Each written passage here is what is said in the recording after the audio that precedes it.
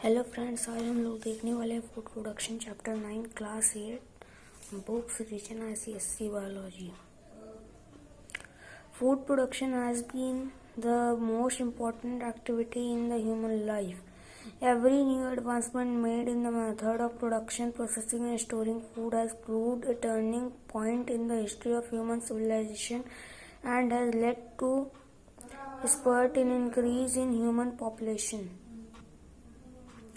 Food production includes all the processes of growing and processing food consumed and required by the world population. The field of food production covers food production में food को grow करने से ले तक consume होने तक सभी process होती हैं वर्ल्ड के पॉपुलेशन में। ये 2 स्टेप में होता है। फार्मिंग के 3 स्टेप हैं। Agriculture, horticulture, poultry farming, livestock farming. Food processing, use of microorganism for converting food into edible food. Microorganism का इस्तेमाल एडिबल रॉ फूड को एडिबल में कन्वर्ट करने के लिए। No doubt farming is the main method of food production for feeding human population all over the world. Besides cultivating crop, human beings grow vegetable and fruit and utilize microorganisms, bacteria and fungi, aquatic animal, aquaculture, bird, poultry and mammals, livestock for food. Use of bacteria in food industry.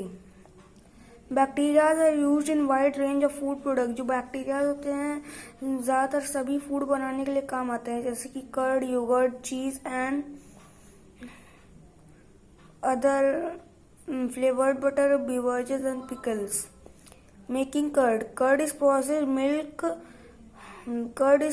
by milk by the action of lactobacillus bacteria during curd formation. Lactose, milk sugar of milk, is converted into lactic acid which coagulates milk protein causes to form curd. जो curd है वो lactobacillus bacteria से form होता है।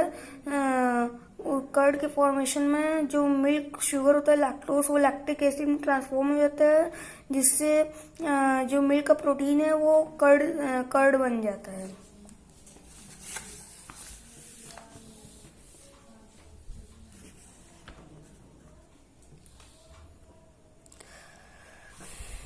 Yogurt production. Yogurt at commercial scale is prepared from skimmed milk. It is thickened by evaporating in vacuum pan and then brought at room temperature. Then a mixed culture of Staphylococcus sp and Lactobacillus bulgaricus is added to it. जो yogurt है वो commercial scale पे skim milk से form होता है।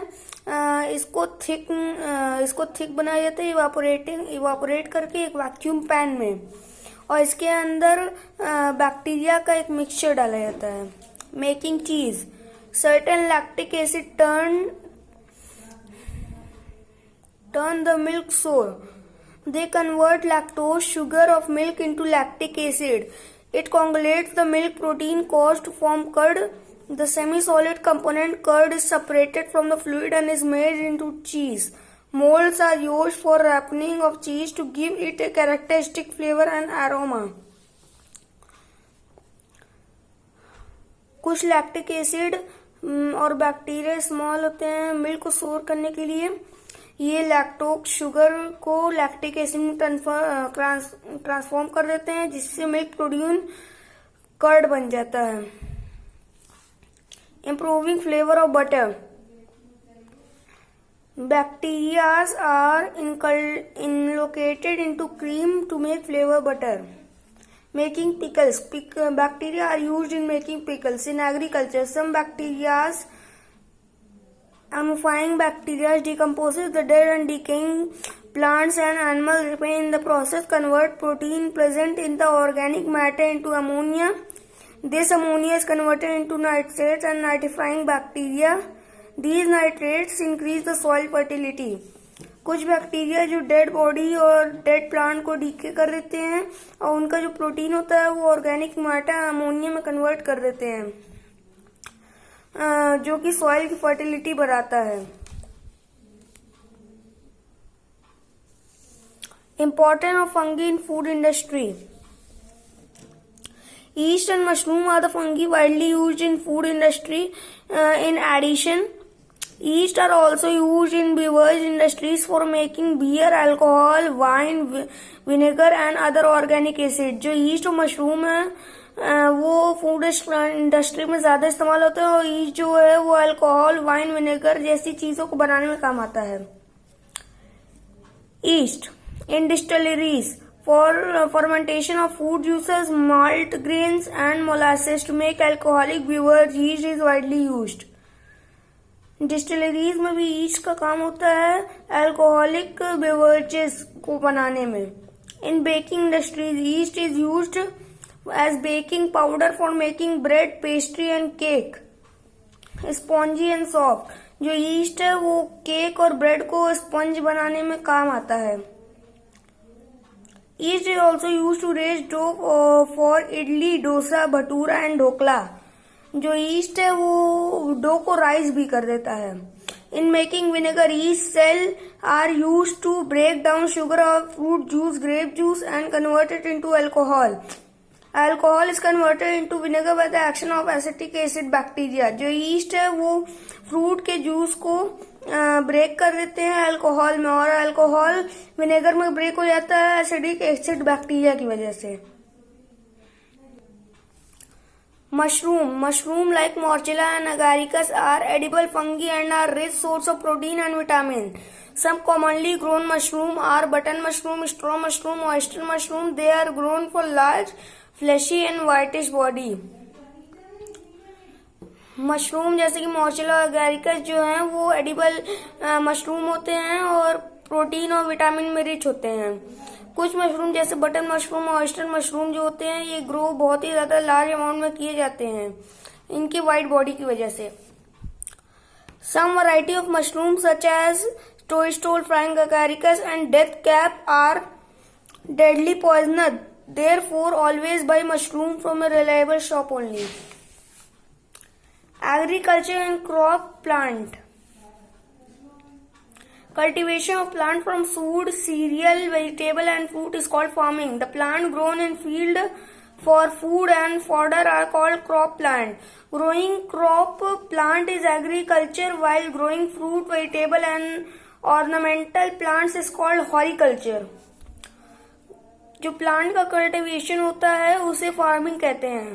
Plant जो कि field में बोए जाते हैं फूड के लिए उन्हें क्रॉप प्लांट कहते हैं और ग्रोइंग ऑफ जो प्लांट को ग्रो करते हैं उन्हें एग्रीकल्चर कहते हैं.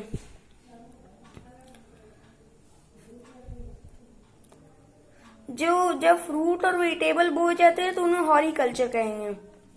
Agriculture. The term agriculture is derived from Latin word ager, a field, and cultura, a cultivation or growing. Actually, agriculture is primarily concerned with rearing crop in the soil or in the field. But in broader sense, agriculture include both farming of crop, rearing of crop.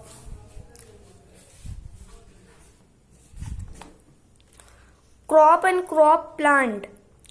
When plant of only one type are cultivated on a large scale at a vast stretch of land, it is called a crop and such plant are called crop plant. For example, crop of maize means with maize plant are grown in the field.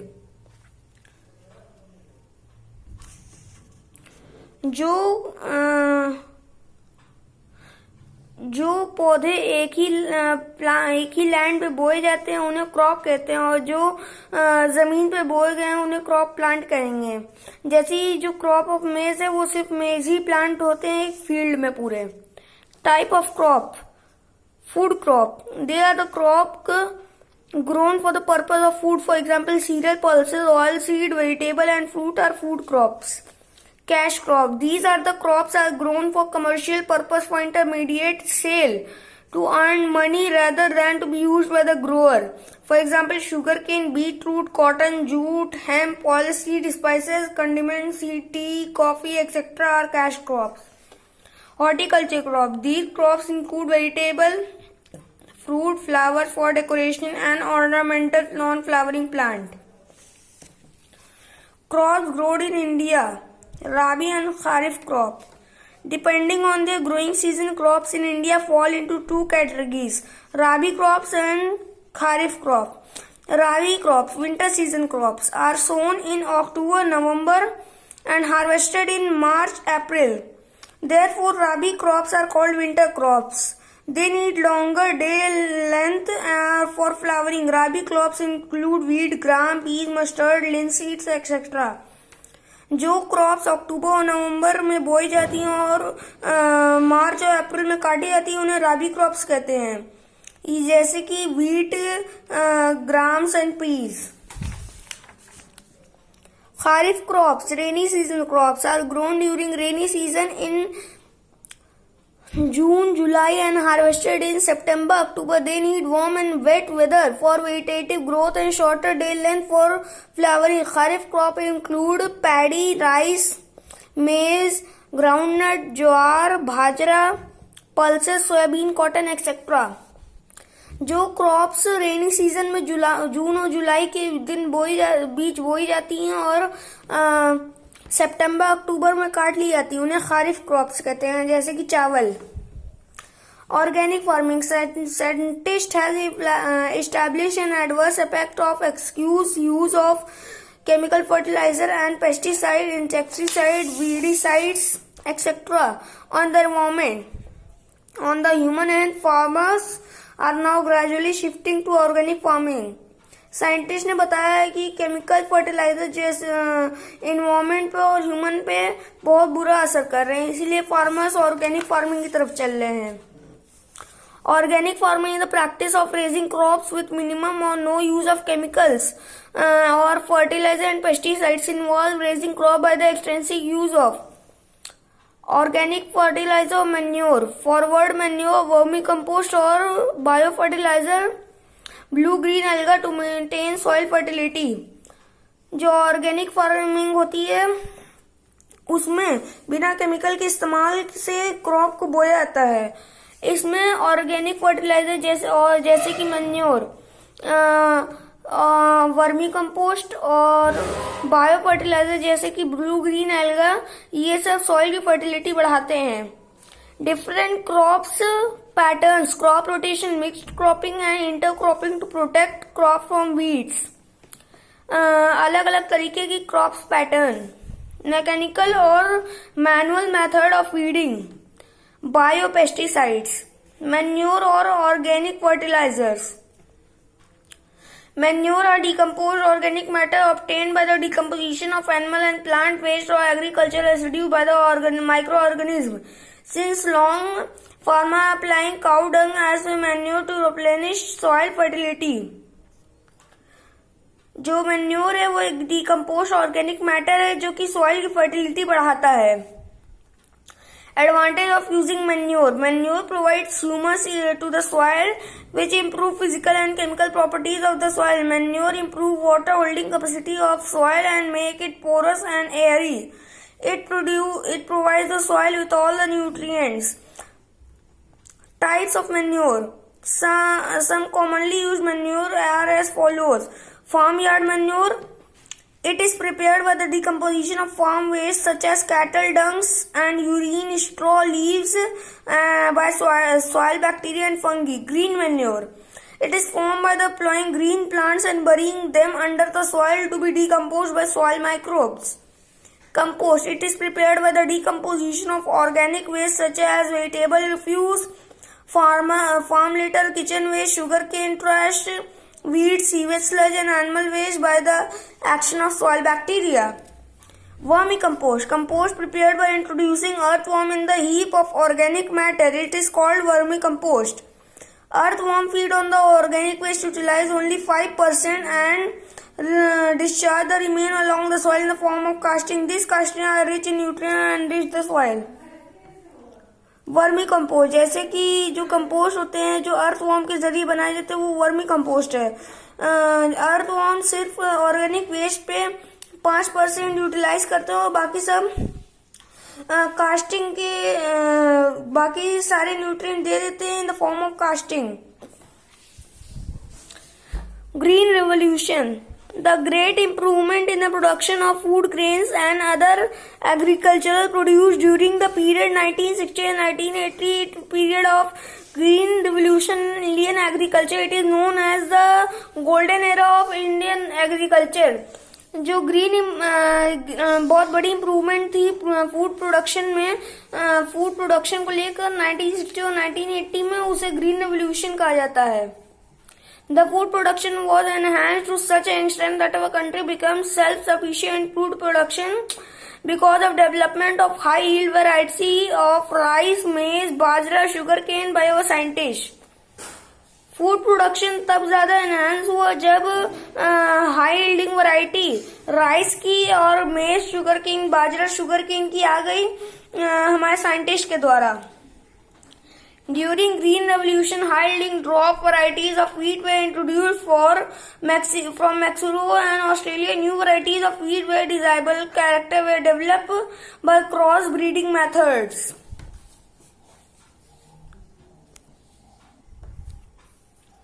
Gains of Green Revolution. One of the most important gains of Green Revolution is that our country became self-sufficient in food grain production and economic condition of farmer improved.